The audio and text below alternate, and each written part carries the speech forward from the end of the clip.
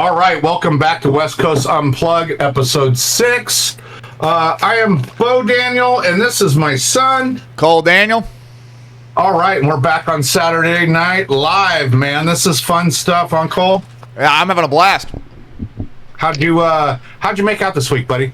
Honestly, not too bad, Jam. Shoot, I actually had a pretty light week, and it felt pretty good, dude. Actually, starting to feel a little bit like myself again, man. As shitty as that fucking sounds, sometimes you just get caught up with work, man. And I've been in a groove, but had a 3-day weekend, had a light week after that, and dude, it's been great. It's been great. No complaints, man. No complaints. It feels good when you work hard and you get some time to chill, you know? Good. And, yeah, I noticed you were tardy on uploading our last video, so glad you were thinking of yourself the whole time and not the team here at West Coast, but that's okay.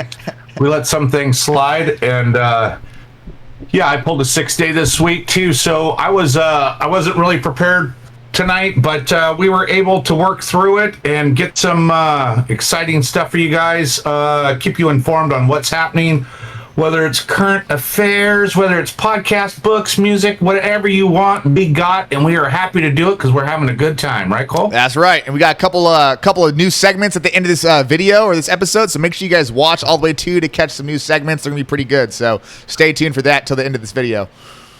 Hell yeah. Okay, Cole, you want to blend into what's going on out there? Yeah, man. We got a couple good topics here to talk about today, guys. I'm not sure where we want to start today. We kind of just threw some shit together, like Jam said. I guess we can talk about Spain. You want to jump into Spain to start off, Dad? Oh, Spain. Invasion. Is it real or is it, what do they call that? PSYOP? I don't know. CIA pushed? I don't know. Conspiracy? It seems crazy. Tell them, Dad, what you heard online, and then we'll tell them what we got on Grok. Yeah, they were just saying that people are questioning Spain is not friends with Israel.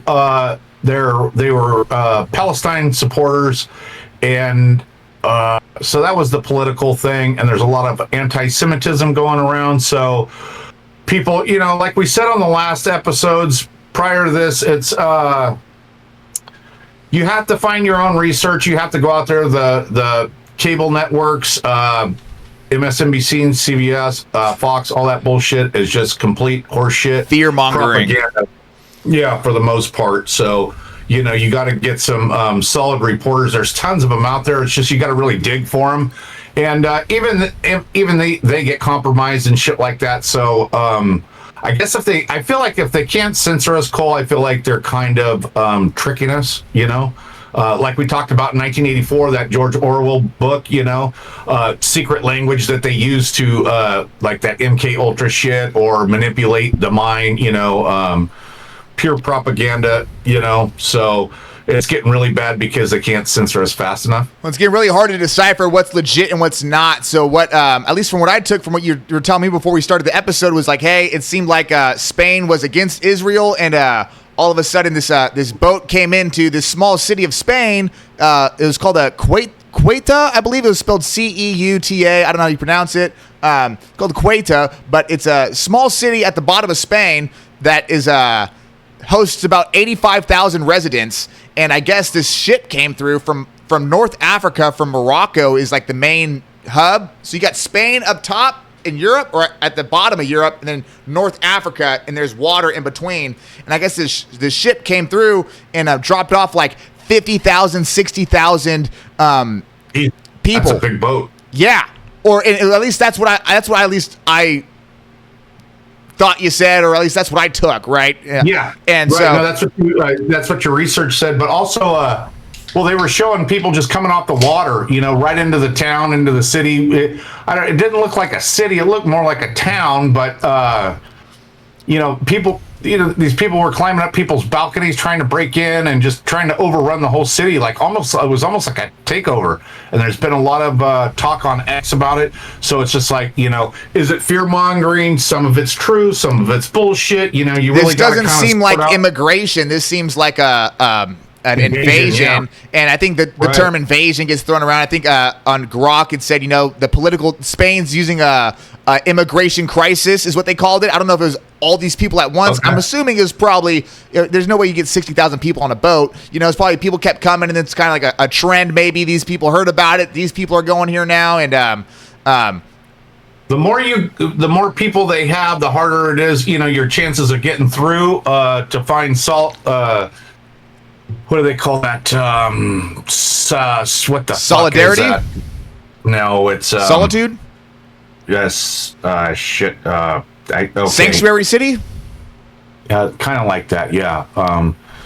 Not solace. I was thinking of something else, but anyways, I can't seem to think of that word I was looking for, but that doesn't matter. Anyways, the more people come at once, chances are, you got 10 people, 8 are going to make it. They'll catch 2, right? So your chances are higher. If you're fleeing, a country under political upheave or whatever it could be, asylum, Cole. There you go. Asylum. To seek asylum. That's what I was looking for, buddy. And so what we have here is why all these people came in, because you got to think, imagine, we live in a town of maybe 100,000 people, I would say, Dad. I'm not sure. We're in the Bay Area, so there's plenty of cities and towns around us over here. But, each city and town, there's its population. But, you think you live in a small town of 85,000, 100,000 people, and all of a sudden half of your population gets invaded by people that maybe don't speak your language. A lot of people. Your different culture just come in at once. That's got to be a pretty big culture shock. And I wouldn't know how I would go to work the next day. I mean, that's got to be pretty shocking stuff, I'm assuming, right? So when you have that much, you have chaos, right? And it causes a civil unrest there. And the systems that they have in place, your police department, your hospitals, all of our infrastructure is overwhelmed, right? And that's how they begin to take over. Or they have to bring in the military and it becomes a military state, or it's a state of emergency and it becomes martial law, or it causes a civil war. So with that many people, one has to stop and think, why so many people at this time right now? What are they really up to, right? What's the downside of this? The downside maybe to overthrow the government in charge over there, to overwhelm them, we need help. We need to bring in NATO. We need, I don't know if Spain is a NATO ally. I don't think they are, Cole. We can look that up. But the reason, what we got on Grok was what came up.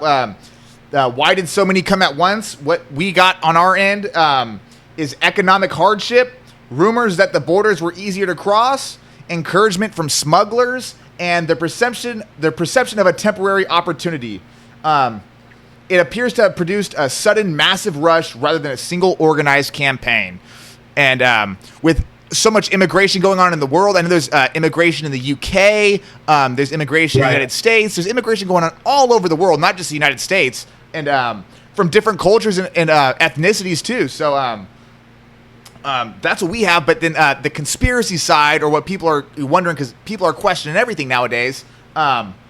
It's is this just some massive push? That seems like an awful lot of people just to leave their homeland or their homes to go here. Is there something that's tragic going on in Morocco? I'm not sure exactly. It looks really suspicious on their call. It's like a bunch of young guys come running off the banks in swimming shorts. It's like, what? People climbing people's houses and shit. You said people are putting up barbed wire and shit. Climbing up people's balcony. People were putting barbed wire around. I don't know. It just seemed almost AI generated. Like maybe there's some shit going on, but not at a massive scale. And I looked it up. Spain is in NATO. So yes, if they have to put all their resources from the military, that means they're part of the NATO program. They've got to send, soldiers, maybe some kind of military force over there to sort that shit out. Maybe that's what it is. And it's going to cause political unrest. The one thing I was thinking about, Jam, and we didn't cover this before we started, but I'm thinking, you got to think, if there's an influx in immigration across the whole world, you just say even the United States or Spain or a city, right? Hey, let's put up facial recognition cameras so we can identify who is a resident and who's not. And if we have if we get facial ID and Safety. if we could facial ID and confirm, okay, this person's a resident because we have his driver's license right here pulled up. That could be the behind the scenes fucking maneuver. Seems like it to me, dude. It seems like that lines up. And CIA operative shit, right? that's one thing we touched on. Another thing I want to touch on, Dad, was with people, we got to question everything now because Fauci was just at a court hearing, I think it was. I don't know if it was a court hearing or I don't think it was a trial, but it was a court hearing. And there was he went to this court hearing, I'm going to call it, and they asked him all these questions. They were pressing hard questions on this guy, and he pled the fifth, right? Used his American right to plead the fifth, but there was previous interviews of him before when COVID was going on saying, hey, if anyone wants to fucking ask me questions, or I'm more than happy to speak, I'm more than happy to open up and tell everyone about what's going on and all this shit. Though at one point, the whole world was listening to this guy. And there's a lot of people that listened to him and a lot of people that didn't. And a lot of people that didn't listen to him were scrutinized and criticized at very high, like NBA basketball players couldn't play because they didn't get the vaccine. People were losing their jobs because they didn't get the vaccine. And now it's coming out that this guy doesn't want to say nothing about it. And that's raising more awareness with people with the question. They're like, hey, maybe these people that didn't get the vaccine were right. At one point you could even say COVID-19 vaccine, or you couldn't, they were censoring what you could say about the vaccine on social media. And 100%. And so now now people are really starting to question even more now. He's a fucking criminal, and he did that because they said if he were to speak, that pardon wouldn't hold up, and if they caught him in one lie, it was enough to send his ass to prison. That fucking guy's I think he's 86 years old. Well, that was the biggest thing to me was Biden pardoned him from anything from 2014 to 2015, or from 2014 to 2025, so that anything, it was like in case something came up past the line, he can't get in trouble for it or whatever it would be, right? There's he wasn't committed of a crime, but there's a pardon before any crimes were convicted or whatever. So this is what I heard about this dickhead is 1968, he gets his PhD, whatever it is. Never has practiced medicine as a doctor. That guy went straight into administration. That guy is not a scientist and he's not a doctor. That's what they had on Tucker when Tucker was bitching about it.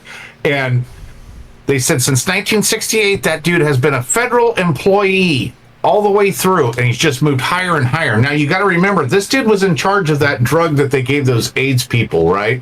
This was in the 80s, and they were giving him this EZT or some shit. It was this drug, and they said, no, he's getting better. So he killed thousands of people with that.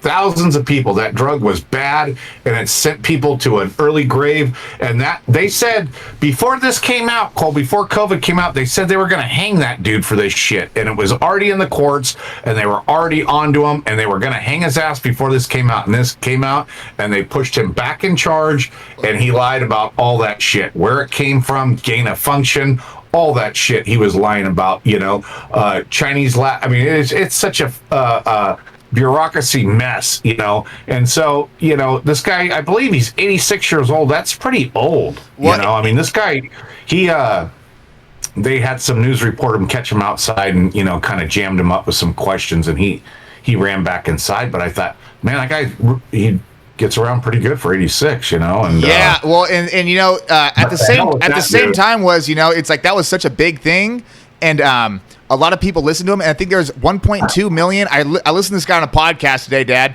and he said there's 1.2 million deaths from COVID-19 in the United States and 7 million across the world. And I knew people that died from the vaccine. Not many. I knew one person, at least I can name off the top of my head right now. But people were dying. This guy said he was close to death. He said they gave him some medicine, and they said, hey, it's either this medicine works or you're going to have to call your family, because he was basically at the end. And this is a big TV guy, but it was serious things. I could see the concerns from a lot of people. A lot of us middle class dudes were like, we're not touching this, we're not doing none of this. So it kind of raises the questions, hey, it seemed like the people that were getting vaccines were going to the hospital and dying. At least that's what it seemed like, Right. They had a clip on X today, Cole, and it was showing all these Jake Tapper and all these big talking people. How, dude, they showed clip after clip of these people. You're not coming in my business unless you've been vaccinated. We need to shun these people that are unvaccinated. Yes. It is all right here. My brother got me this book for my birthday, and it was great. It was great. It showed what a traitor bastard this guy was. And, that just seems to be the way our country is now. These people commit these horrific acts of crime, whether it's on an island, whether it's, just bullshit after bullshit, and nothing ever comes out on it. They have a Congress hearing, and everybody gets up there, and it's a big, who can ask the hard questions, and who gets likes on X and this and that. It's like, these Congress people are fucking lame. It really, it's a nothing burger. It goes nowhere. Nothing happens. The American dream. So long, people. So, part of our job is, guys, is, hey, something like Spain, this invasion that's going on in Spain right now, hey, we're seeing it. We're questioning both sides. We don't know what's legit. We're just throwing it out there, questioning it. We're not saying this is a big thing or a small thing. We're not sure. We're just bringing it to you guys' attention, Let us know. You got a different opinion? Write it down. Hey, that's, that Fauci thing is serious business right now, Cole, and people are really fed up with it, and they said, Trump came out and he did say that he was pardoned, and, it's a really powerful thing. And I'm thinking, what? This guy wanted this dude's neck a year ago. And now he's saying, well, it might have been auto pin. We don't know. He's like, he's not even, I think that dude has got his hands full so much with what's going on in Iran. He don't have time to fuck with this Fauci guy. You're going to have to pick and choose your battles. And what's the biggest battle right now? Oil. What makes the most, what makes the world go around? Oil. So this is, this should have been handled a long time ago. 2019, 2020, when we had COVID, right? When it really popped off. And that was what, 3 years, maybe? 2 years, 3 years? COVID-19, 2019, I think, to 2021. Okay, so yeah. 3 years. No, I graduated in 2019, so I think it was 2021. So I think 4 or 5 years, Dad.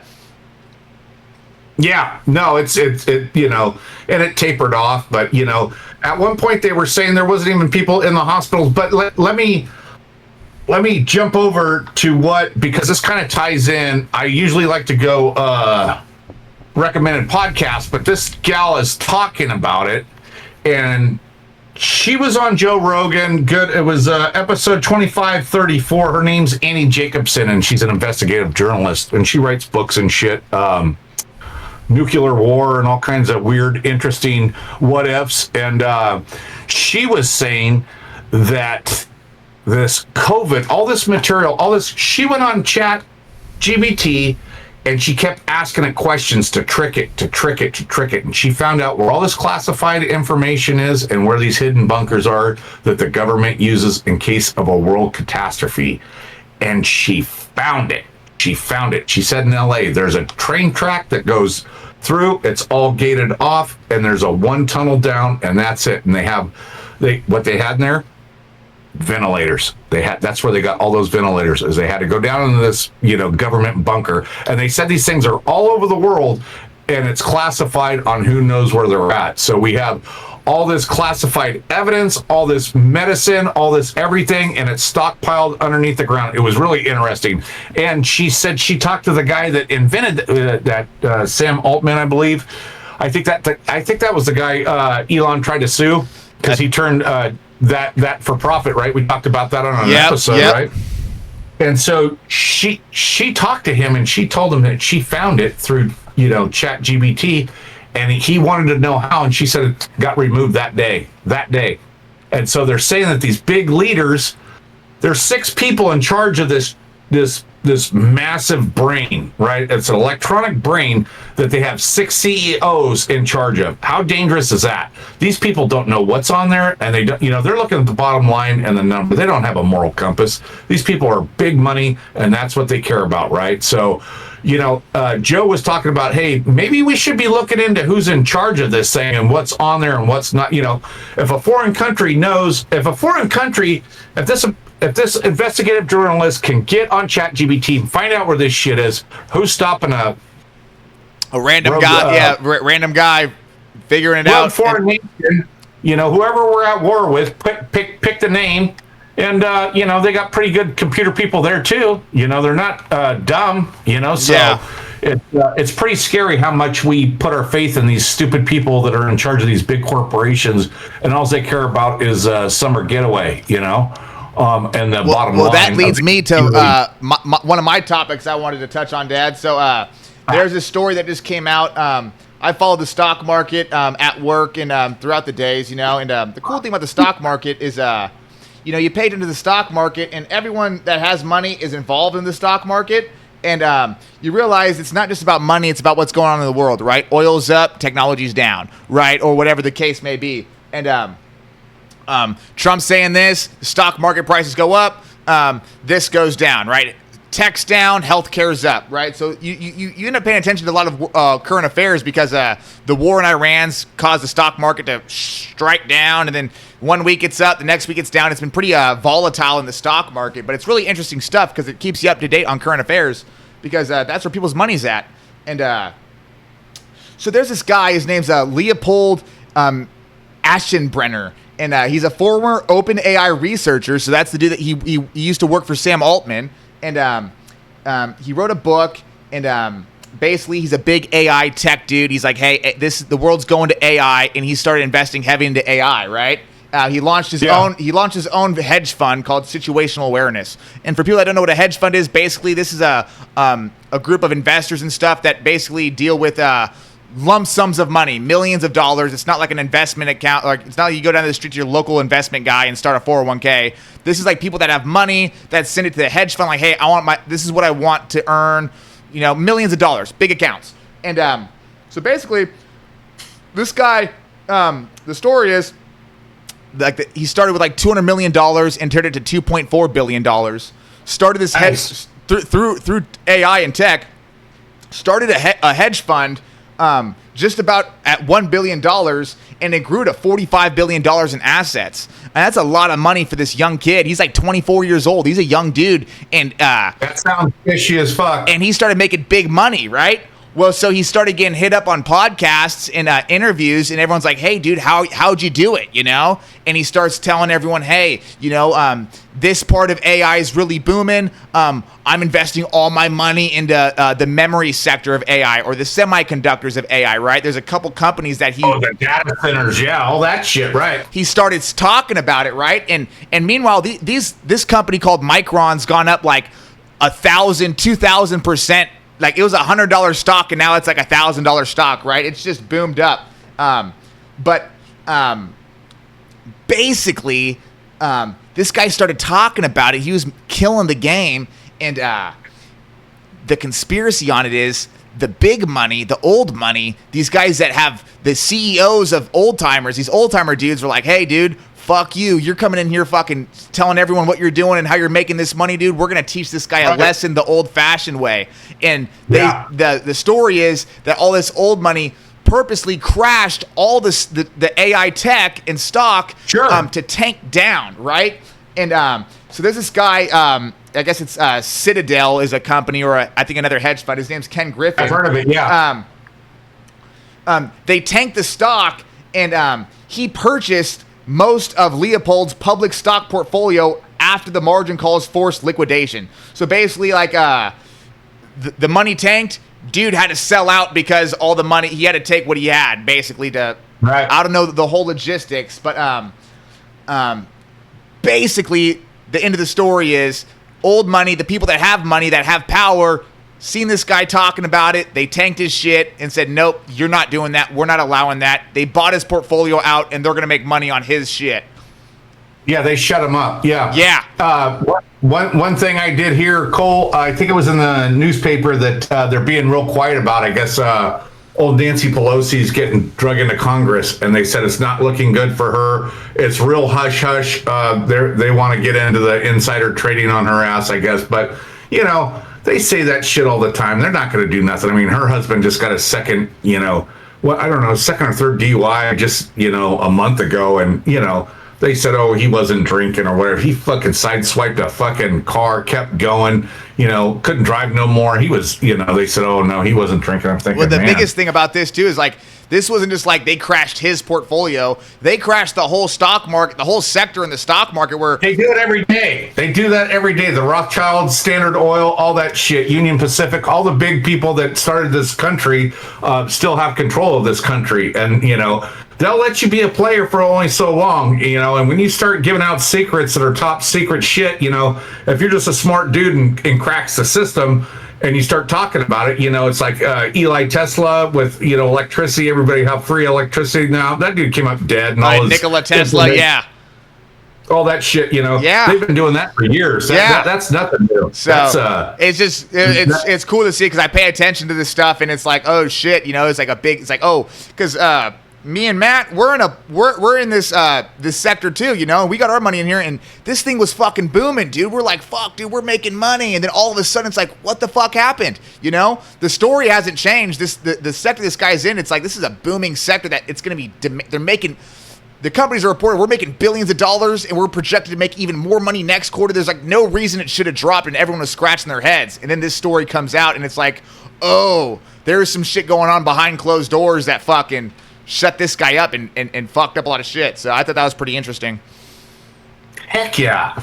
Okay, cool. Well, that's good to keep up on the stock market, especially when you got your hard-earned money riding in there, I do have an annuity, and it fluctuates, but it's real basic, shit. They kind of just, you could go high risk, medium, or low, or whatever. And it's just a retirement type thing that you add in through the union. It used to be, we kind of canceled it, but I still got a lot of money in there. So it goes up, it goes down, but it's not like day trading or anything that crazy. Another thing I wanted to touch on, Cole, in current events was, he said the water supply in Minnesota and Michigan has been compromised. Cyber attacks, and they're saying Iranian, it's just like, who believes that shit? I don't know. Trump has been pounding down their infrastructure over there. Very well could be a homegrown terrorist situation here. I think there is a big Muslim population in Michigan and Minnesota. Cyber attack on the water. It didn't go really into what it was, but they said basically people's drinking water's being compromised. Could be fear mongering. Could be if anybody finds out any other facts. I just got a basic outline on it. Wasn't too sure, but it's something to be aware of. I want to say there was like a statistic that came out that I think they came out earlier this year that said like, oh, there's like 10,000 sleeper agents that have already infiltrated our government or something. I don't know what the number was, but it's like there's a hefty amount of foreign terrorists or sleeper agents, they call them, that have entered in. So, I mean, it could be really anything. It's just fear-mongering bullshit constantly, but it's something to be aware of. Another thing I have been saying for about a year and a half now, Cole, with all this droughts, fires, all this shit going on, water's going to be like the new strong arm for the working people. They're just going to clamp down. Water's going to be the next commodity, like PG&E. PG&E raises their rates when they want, blows up cities when they want, causes fires. They're never held accountable, right? I mean, that's the biggest fucking scam. Oh, another thing I wanted to talk about, Cole. I almost wrote it down today, but I will get right into that after I cover this. So the water supply in Michigan, and I was just up there, and I didn't go to Minnesota, but I did go to Michigan. Northern Michigan is beautiful. Lake Superior, all the Great Lakes was so nice up there. The people are super friendly. Met a lot of nice people just, walking by or, sitting there waiting for my food or whatever. It seemed like enjoying the beauty, enjoying Mother Nature. Huge trees everywhere, lots of lakes, and really, I recommend it. It was really a cool place to visit. So if you're up there, have a good time. Well, you're all excited to say something, though, Dad. Well, I'm going to stick with the water, and then don't let me forget about this because I just jotted it down. Oh, but okay. With the water, I was going to go back to the current affairs, Cole, with the water, cyber attacks, Minnesota, Michigan, and then this falls into the Colorado River. How many states does it feed? I believe it was 7, I think we talked about. It was 7 states. 7 states. You got the northern basin, you got the lower basin, upper basin, lower basin. And I believe the upper basin was Wyoming, New Mexico. Utah? Utah. Lower was maybe And then- Arizona, California, and Oregon, maybe, or something along those lines. It was California, Nevada. Nevada, Arizona was the lower one, and so like that's Lake Mead. I've seen on X these guys keep going on out to Lake Mead, and they're saying, "Hey man, we were out here a month ago, 30 days from now, and this thing's dropped 10 feet." So Vegas has always been in a short water supply, and they rely on that, and so. They're saying it's going to affect water cuts in California, Nevada, and Arizona. So And this is pretty fresh news, so I think we'll probably see some effects of this. Maybe I don't know, maybe the next month, 6 months, something like this. Absolutely. Something to think about. Massive heat wave right now. You can't tell if it's going to rain in July or fucking snow. I mean, the weather manipulation is off the charts in the state. Yeah, I think it's snowing in the east. Go figure. I think they're totally manipulating. I think there's another fire up towards Canada too. No. Out there on the coast, somewhere. It was somewhere up north towards maybe Ukiah, maybe Santa Rosa area. It was right on the ocean, and they showed it burning right next to the ocean, which is usually green. Well, because Gunnar is in Montana, and he said he was going to go camping Wednesday this week, and they were smoked out. Canada had a huge fire up there, and it's all blowing down into. Remember they had a huge fire like a couple years ago too. They had one. Canada did. It was like 2 years ago. Remember the whole East Coast was like smoked out. Yeah. They say it's forest prevention and shit. I don't know. You can never get a straight answer anymore. You got to really do your own investigative journalism. It seemed like, at least when I was growing up, I mean, I didn't pay attention to shit, but when I was growing up, it just seemed like, you had summer and winter and fall and spring, and it was just like you maybe had a local fire at a warehouse or something, and that was about it. And now it just seems like there's everything, but I guess it's also technology's grown too, where you can see immediate access to everything. Maybe before it was all just local news shit, but. And this last big fire, some stupid asshole lit it, and they caught him. I forget which one. I don't think it was the one in Canada. I think it was one here in the Palisades? United States. No. This was just recently last week. They said they caught the guy that lit it and all this shit. So, a lot of people lost a lot of fucking money in the Palisades. Some people were saying it was designated, but this guy had like $10 million in collectibles in his storage unit and shit, and like another $5 million in his house, and he was in the Palisades. Dude, he lost a bunch of it. He had insurance on like a lot of this shit, but it's like, dude, collectibles, like you don't want the when you're a collector like that, dude, you don't want the money. You want your collectibles, and dude, State Farm screwed those people so hard. Anyways, that's a whole nother segment. That is, yeah. I want to get into this. This was on the news, and it was called not no tags. Why did I write no tags? It was called deflock. Get your tags. No. Huh? No, it was called Get Your Tags. It was something tags. Okay, so now I didn't know this. DMV, you can't even go in there and register your car anymore. It has to all be done online. And so they've started these things to where, like where we go, right, Cole? Yeah. They've started these everywhere. So people go online and they type in, where can I get my tags? And they've got all these little pilot outlets to where you could go and still pay for it. And they charge you a service like the place we go. But they can charge whatever. This lady's registration was $500 and they charged her $700. Because you can't go to the DMV no more and get it for MSRP. DMV gets a kickback of the money. You got to get it aftermarket versus MSRP from the big box store. You got to go to the fucking guy on the street that's got a corner store, and now they can control prices.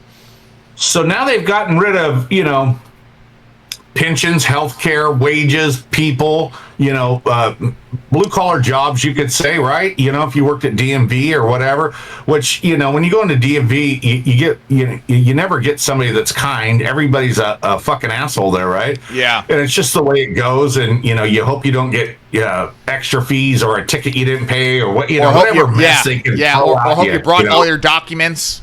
Bro, it's always a crapshoot. It's never easy, right? And so I guess this has been on there, and this lady was a senior citizen on a fixed income, and she went in there, paid her registration, or she sent it in to him. She went online. It was called I can't remember that damn name, damn son of a bitch, because they put it up on there, and it was a specific one because there's a bunch of different ones. Let me pull it and so up. they're saying, And so they were saying, hey, $100 to process my registration fee. This is a civic duty. Part of our, what we pay taxes for is to have a building to go in there. What if you don't have a computer? What if you don't have a smartphone? You should still be able to go, oh, well, we set up these things now for you. Did you find it? I wasn't going to fuck up the flow of our podcast here. So anyways, watch out for these places. Now they're saying not a government site on, like you go on Google and it gives you the 10 first ones, and they always put the first one that they want you to go on to, and it's some chicken shit one. Oh, so now there's a bunch of scammers and people bootlegging shit because it's an open market to basically rack in fees. Totally. So it's out there. People Did you want to give a shout out to the guys we go to over here in the Bay Area, Dad, or did you want to keep that on the hush and keep that on the down low? No way, dude. That's sacred. That's more. Yeah. We got a guy out here in the Bay Area. If you guys need your tags done, hit us up in the comment section. We'll send you a direct message and we'll get you hooked in. Right. But besides that, this guy's too good. He has plenty of business. This guy's OG, and we hate burning a bad thing up, And the DMV is so shit. I'm in and out of this place in 5 minutes every time, and it's a beautiful thing. This guy knows me on a first-name basis. So much. I took the girls that work in there. I gave them $10 last time I was in there. I said, let me buy you guys a coffee. And they said, oh, thank you. They're great. I mean, this guy's so great. I feel bad not saying the company's name, but like I said, hit us up if you guys need a new DMV guy, and we'll get you guys hooked up. And they call you 5 days before your shit's up or send you a text message. That girl called me twice now and said, well, if you don't get in here by Friday, they're going to charge you $50.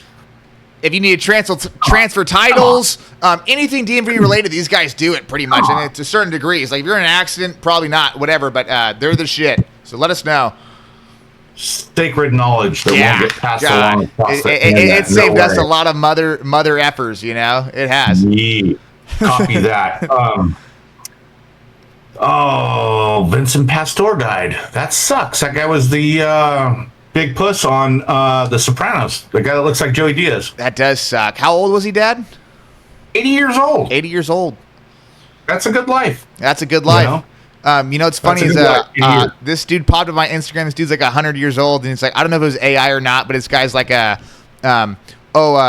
I just turned 101 years old today. I think it's AI. I don't know what it is, but maybe it's not. I don't know, but because he keeps saying it, whatever the fuck. But the guy looks legit, though. I don't know. I mean, people do make it to 100, though, and you got to think with technology nowadays. I'd like to try to take care of my body and shit, but it's hard to think. I think 80 years old is about what I'm expected to live. I would say. I don't know. Well, most people want to be able to move around at that age, and what happens is your body, your mind and your spirit's still there, but your body isn't. You work hard construction, and it just your body gives out before. Well, I think I was talking about this guy the other day, Dad. I don't know if I was talking about this on the podcast or not, but about the old guy that still does concrete. I did a job with this other guy, and I was talking about him, that guy, and this guy's 91 years old. I got the confirmed age. 91 years old, still finishing concrete. One of the hardest blue-collar jobs you can do is finishing concrete.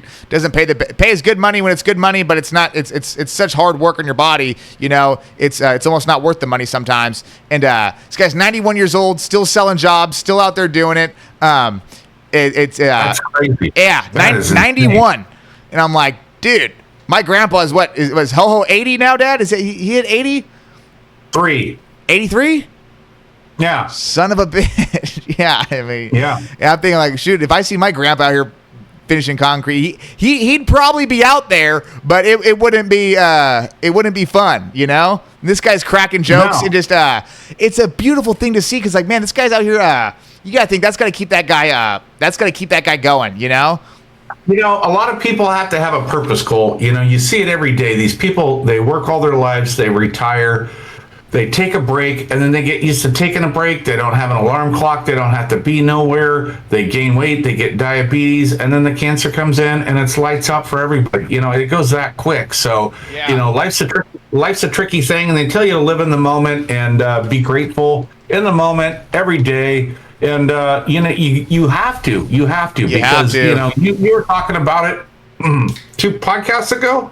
Next week isn't promised. Tomorrow isn't promised. All that stuff. It's just like, yeah, we realize that, but we live in California, and it's two-stroke city, power through always. Look at you working 6 days a week. Look at me, 6 days a week. Yeah. I've been doing that shit for 25 years. I was thinking about that. I was thinking about that today, Dad, and I was like, man, I got goals and aspirations. I'm trying to get my concrete certifications to become an inspector and stuff, but here I am working these long weeks. We're doing this podcast. I have a social life. I have a girlfriend that I'm serious about. I have a dog. I have my grandparents I don't see. I have all these things I don't see, and she needs attention. Yeah.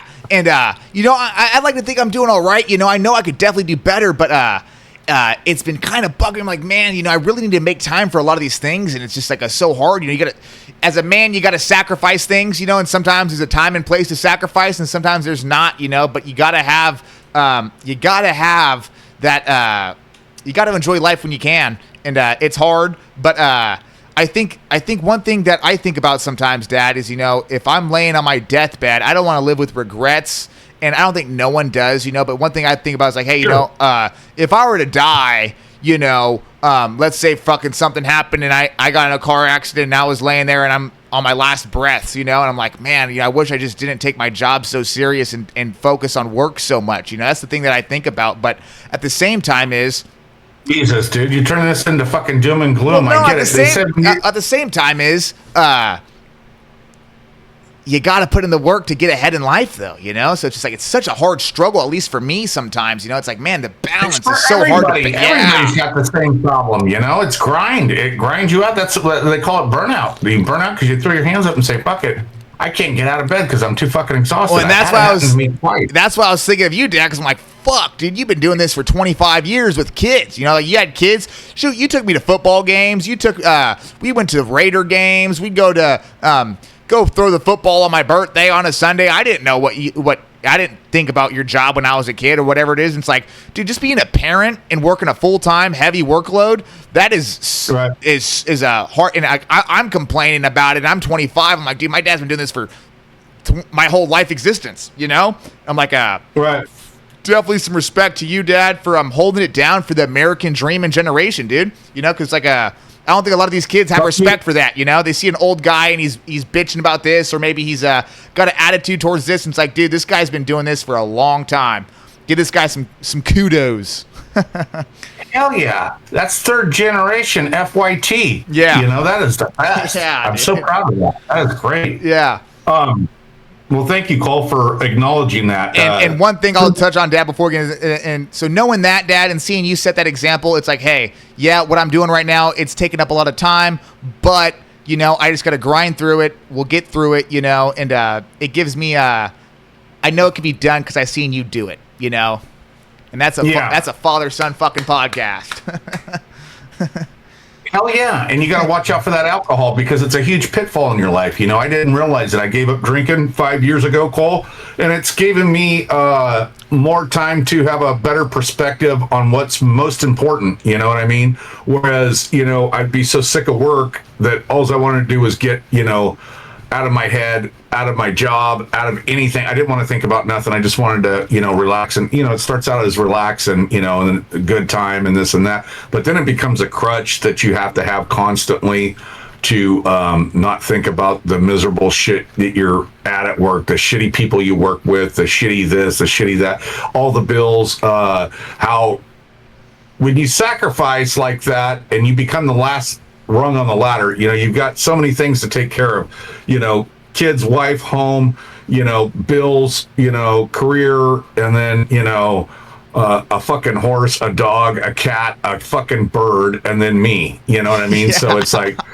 you start to, you become selfish and I'm going to do this for myself, or, I could never justify spending money like on a Harley or a boat or something like that when I could have, either promoted you guys or helped mom with their school or what, that shit all came first. And it's an unselfish act that doesn't get recognized, and you can get really resentful over that shit. And that resentment comes in and you mix that with alcohol. It makes you an angry person. I was like a powder keg, I could snap at any time. And, I don't have to live that way today because I've chosen to look at that and correct it. I don't want to be angry. I want to be happy. And I didn't realize that, I thought, hey, having 10 beers, with my buddies across the street on a Friday, that was great. I was, but, I'd have to go home early because I had to get up early on Saturday, or I had to miss a birthday party, or I had to miss a wedding, or I had to miss, It's a lot of sacrifices. I worked every holiday, 4th of July, Labor Day, Memorial. It didn't mean shit to me because I was always at that place, and it's just like, that takes a toll on you after a while. It's a long game, and there's pitfalls along the way. So if I could give you my perspective of what to be careful of, I'm not saying that you don't have to not drink, but I'm saying you got to keep that shit in check. You know what I mean? Whereas it became more and more for me to where I wasn't paying attention to what I was doing and I was unhappy, so it's just little wisdom there from an old dog that's already ran through it. You know what I mean? 100%, you're pretty good about listening to my advice and taking my advice, so I'm happy to give it because you actually, you do apply it, and that's super helpful for you and makes me feel good as well. So and that's why I'm happy that we do this podcast, Dad, because hopefully it helps someone else out there. Maybe they're 50, maybe they're 20, don't matter, Yeah. Or even ask your dad, get dad to open up about, some of this shit, or maybe the son needs to open up, whatever it may be. You gotta sort this shit out at some point. And, I find that talking about it is probably the most helpful. And, grudges and shit like that come and go, but they're less and less when you have a good communication, right? 100%, dude. Communication is the biggest thing with relationships, with any. So you have yourself, and I think with myself, you got to have a communication with a higher power or God. For me, God. I'm mostly Christian based, but then you got to have relationships with everyone else in the world besides yourself and God, right? You have you and your God and your thoughts, but then you got work, wife, kids, whatever it is, and it all comes down to communication, and something that we got to practice, something that not all of us are well equipped with. Definitely. And I would. The sooner you start, I wouldn't say. I'd get pissed off. I wouldn't say nothing for a month and then fucking grenade out on the way home from a family get together. It's a skill. It's a skill. Yeah. And no. I'm not the best at it either, But it seems like every time you have a talk with someone about something serious or whatever it is, it seems like it always does pan out well, I wouldn't talk and your mother talks too much. Ain't that a fucking match? Yeah. Hey. But anyways, also cool. I wanted to, if anyone out there was looking, I don't know, UFC guys, whatever, Sean Strickland, pretty controversial dude, talking a lot of shit on there, isn't afraid to drop the N-bomb on TV, whatever. He just talks shit about every race. He's a white dude, badass fighter. He did Sean Ryan's podcast. He got banned from the White House fight because he was talking shit about Israel or whatever, and they said no, he's not welcome. I mean, just bullshit. And I think he was the champion. He was the champion. He is the fucking champion. And he snuck in. Yes. Yeah, he snuck in, which is but some of these UFC guys, they got to have this big persona or this big image to get the next fight, and it's became this whole thing ever since McGregor. McGregor was the best one to do it, But ever since it's just all these guys start going say outlandish shit to get the next fight, and sell tickets. So Sean Strickland goes on Sean Ryan. Sean Ryan I've talked about on here before, you guys. He's a totally, ex-Navy SEAL, ex-CIA, whatever. Pretty humble dude. Real, not a great interview. He just lets people, speak their piece on there, tell their whole story from, growing up to where they're at now. And this dude had a pretty wild upbringing. He's a pretty nutty kid, pretty rough upbringing. Kind of hard to follow. I think he, obviously he's got some kind of, he said he's got every fucking thing psychologist could diagnose you with because he was just such a fucking maniac when he was a kid. Yeah. And, ADD, all that shit. So when he talks, he'll just stop mid-sentence and go off in another direction. And you're like, whoa, you didn't even see this dude. Well, especially when you get used to listen to someone that's like really detailed, or like a journalist or a researcher or someone that's done some deep dives on some shit, and they're very like to the point with every single topic. You get someone that's like... It's really distracting. Yeah, it's really distracting to listen to. Great story, but really shitty told by him. But it's because of all of his, disabilities and whatnot. But he does go out. They showed this great clip. It was about 10 minutes. And Sean takes him out to the firing range. He's got a firing range on his ranch and has a whole table full of guns. And he's like, hey, what about this? This dude's pretty knowledgeable of guns. He does... these competitions and shit. So this guy ain't no dummy. But when he got out there, he really understood guns and knew all about them and targets, and he was getting into it, and he was like a totally complete different dude, and very good shot too. This guy was pretty fucking good, man. He was that was the best part of the interview, was the shooting range, because they were just being two dudes out there bullshitting and talking guns. It was really unplugging the microphones, going out there and enjoying each other. Right. That's no cool. pressure, you know what I mean? And I think those guys, they have this pressure to come up with this big aura or this big stories and influencer. He's on, and he talk shit just to get, people jammed up. It's like, shock jock shit, Howard Stern shit, to where you say something outlandish and everybody start talking about you, you know? So it's like an alter ego of his. He'll just say the craziest shit, but it's good to hear, because he's all about it, and he does not give a fuck about the repercussions, but he'll fuck someone up. Yeah, like those guys at the he's like ready to jump, dude. Those cops weren't manhandling him at all. They're like, this dude's a fucking powder keg, and that Dana White will say, hey, that dude, he's liable to fucking say anything. This dude is not good. It's entertaining to watch, Yeah. And hey, well, shoot, we're getting towards the end of the podcast. I got a couple new segments we want to try out on this episode. We're gonna try to sprinkle in new segments here and there, guys, for you guys, and just throw some shit out there and have some fun towards the end of this episode. So we got Ask Amy, Dad. You want to cover Ask Amy for this week? Oh shit, that's a long one, Cole. We got time for that? Yeah, we got time. Basically, guys, Ask Amy. You want to tell them what Ask Amy is, Dad? My dad, you've been covering Ask Amy for years. People write into this lady on the newspaper, and they tell them, hey, these are my problems. I need help. I need support. So we're gonna read a segment on this article on the newspaper, and give our opinion on it. See if we can help this lady out. Yeah, this happens to be a different writer. So, anyways, what I do, Cole, is I read the questions, but I give my own perspective. So, I don't really give a shit about the writers. Amy's actually pretty good. She does give good advice, but this guy's Sunday, and he's I don't know, this guy, We're going to answer the question. Yeah, dear Eric, a few years ago, I was directly responsible for saving Peter's life. I did not know Peter before this event, and soon afterward, he and his family reached out to thank me and ask me to meet. Obviously, under better circumstances, I agreed to the meeting, and to be blunt, I regret it completely. Peter is a perfectly decent person, but we just don't have anything in common. But he and several members of his family will not stop calling me, texting me, etc. I'm his hero, which in their eyes seems to translate as being his friend, but honest to God, I do not like him. To be blunt, he annoys the fuck out of me. He has done nothing wrong. He's just not someone I want to hang out with or talk to. However, I keep responding due to feeling horrible about how we actually met. I have backed off considerably, responding to text messages, hoping he would take the hint. And his family, I don't wish to be friends with any of them. I just don't know how to do so without hurting their feelings, and advice on how to get rid of them. Sorry, but I really need them to stop bothering me. Signed, asshole. Superhero's an asshole. He doesn't want to deal with these people. Now, I was telling you earlier, Cole, that could go two ways, right? That could be a good Samaritan.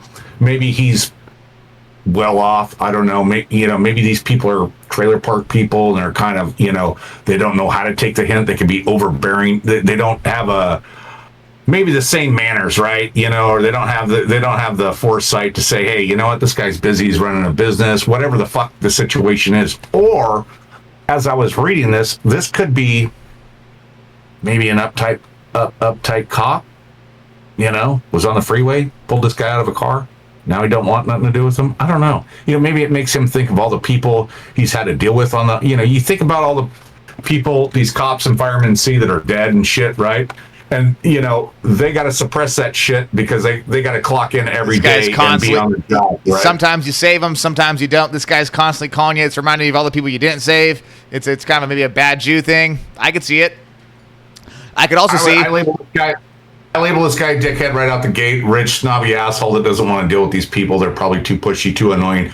Maybe they're, trashy people from the, wrong side of the tracks. Who the fuck knows? Well, I can see something is, hey, I've given my hand out to someone before, and this person might not be the most intellectual person, or maybe they're not the most hip to social cues or social intelligence, you could call it.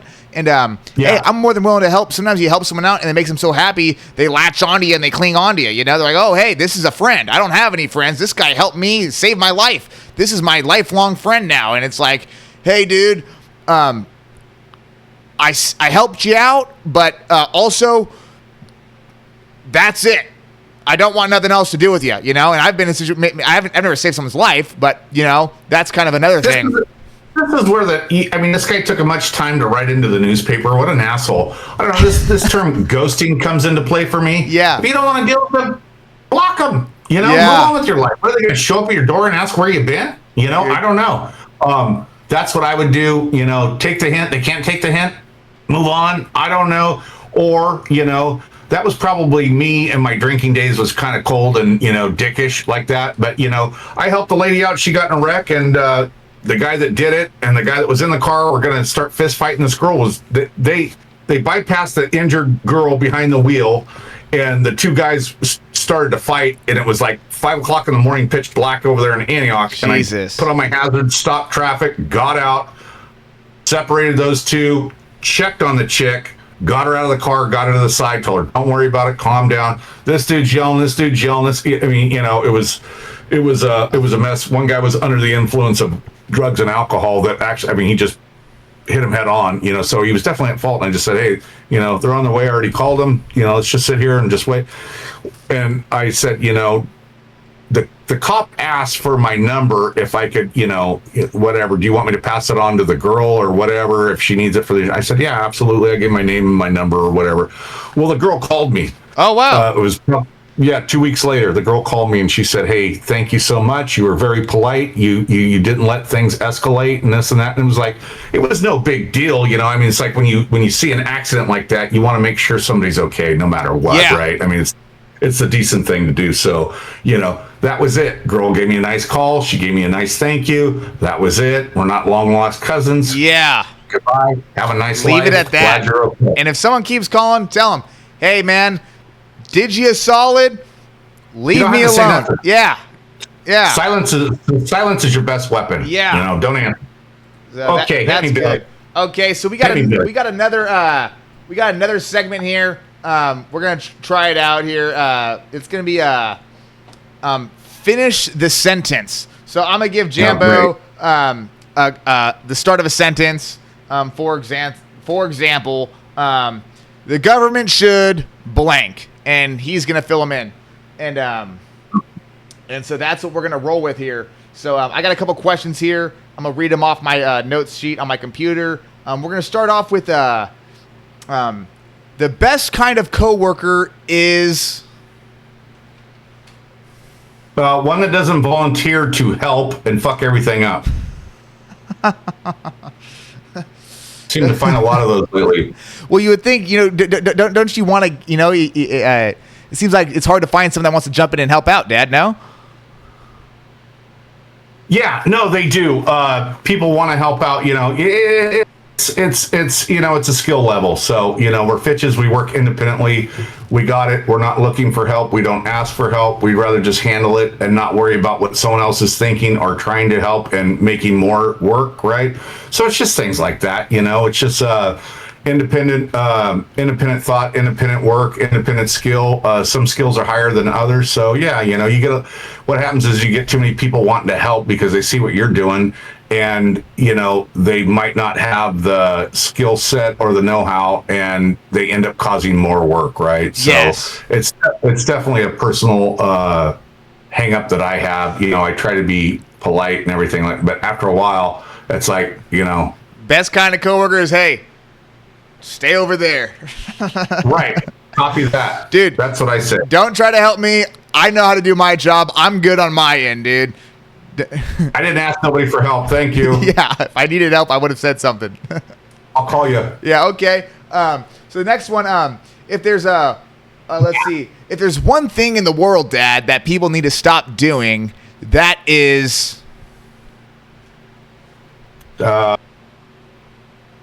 stop doing vaping. You know, that vaping shit is so fucking stupid. I mean, what are you, a fucking adult dragon? You know, these guys at work, they do that shit. It is so fucking annoying. The neighbor does it. I mean, it's like they're blowing that shit everywhere. Another thing people should stop doing is that OnlyFans shit on X. I mean, these girls are on there selling their bodies every day, every time. It's just like, stop with that shit. You know, that's not good. And they said foreign countries own that whole platform, and they're getting a percentage of it. It's like a money grab behind the scenes for young girls to put themselves up there, you know, in their underwear, in their bathing suits, whatever, and compromised positions. And, you know, it's just like, honey, in 2 years, you are going to be pregnant with a husband at the PTA meeting, and someone's going to find this shit. You know, that shit's on there forever. You know what I mean? Yeah. And so don't degrade yourself to a point of, you know, that shit comes out later. You look, you know, it's not a good look. So yeah, well, it's becoming very normalized, you know. So it might be just people are like, oh yeah, you know, it might be the new. I don't know what it used to be back in the day, you know, but probably not as extreme. I don't think it was ever a thing like that, but normalized. But I hear exactly where you're coming from, though, Dad. I hear exactly where you're coming from. It's just demoralizing to them, and what happens is pretty soon, like you said, it becomes normal, and then, you know, it's just like, hey, wait a minute, you know. I think I was like, I don't really care what other people think. More so like, hey, what if my kids see this shit? You know, it's like, hey.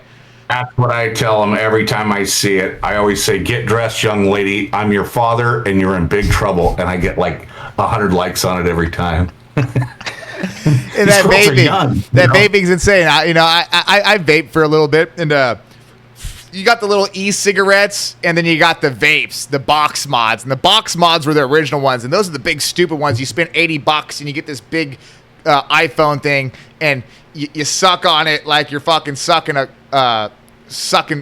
rod or something, and you blow these big fat clouds, and it don't even give you a nicotine high. It's like people started vaping to get off the cigarettes and shit. It's like, dude, get on the patch, or get a stick of gum. Yeah. You know, it's right. Like if you have that big of an issue, you're gonna switch to vaping, and these people just blow these fat clouds out of their cars. I went to the Dutch Bros the other day, and it said no smoking or vaping, and so I'm like, are these guys blowing fat vapes into the? You know, it's like, golly, you know.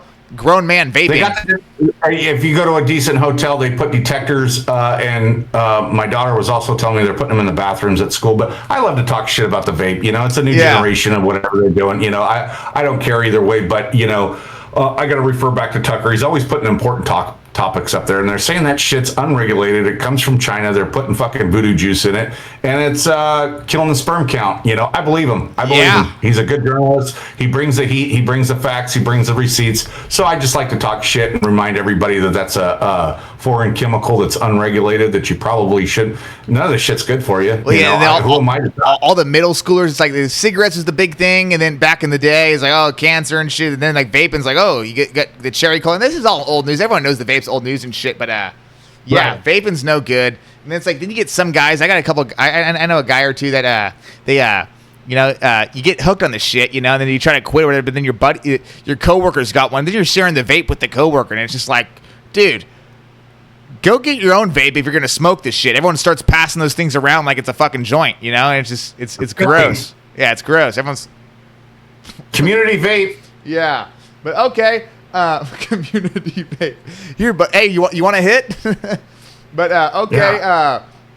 Now, Dad, what's for the next one? What's the biggest green flag when you're looking for a woman? What's the biggest green flag you see in a woman? Green flag. Fuck, how about the American flag? Biggest green flag for like what? If I was dating? If you're with a woman and you take her on a date, take her on 2 dates, maybe you want to start taking it serious, you know, and you're like, hey, there's certain things I'm looking for in a woman. What's the biggest, like, green flag, thumbs up, like, cool, I'm willing to give this chick a chance? I got it. A woman that can cook.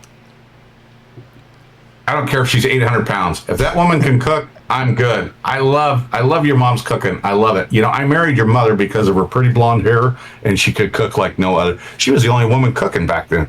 women stopped cooking at your mother's age, when we were young. It was just she could bust out, grandma's recipe like nothing, or her mom's pork chops, or, over easy eggs the way I like them, all that shit, I mean, that is so attractive that a woman can still carry on grandma's recipe, mom's recipe, and stuff like that. It is, when you're a working man, what more do you want? You want a good hot meal, a lunch, a breakfast on the weekend? Yeah. That's fucking the best, Yeah, bring me a lard ass that can cook. I'll take her all day long.